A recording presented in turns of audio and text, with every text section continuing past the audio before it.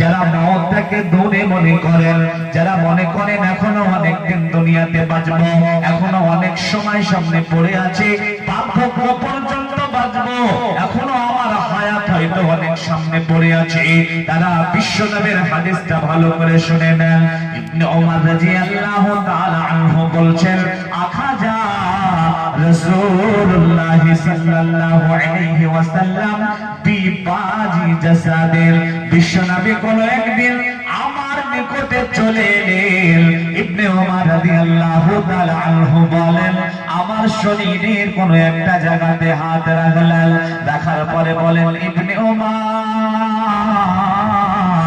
কুল ফি দুনিয়া কান্নাকা গরীবুন, ইবনে ওমর রে, দুনিয়াতে তুমি যতদিন বাঁচবে, দুনিয়াতে তুমি যতদিন থাকবে, এই দুনিয়াতে তুমি যতদিন আছো রে, দুনিয়াটাকে তুমি মুসাফির খানা মনে করিও। একটা মুসাফির তার মুসাফির হালাতটাকে যেমন মনে করে, মুসাফির খানাটাকে যেমন মনে করে, মুসাফির অবস্থাটাকে যেই রকম মনে করে, ইবনে ওমর তুমি দুনিয়াটাকে ওই রকম মনে করিও। ওয়া উদ্দা নাফসাকা মিন আহালিল কুবুর, আর সদা সর্বদা নিজেকে কবরবাসী মনে করিও।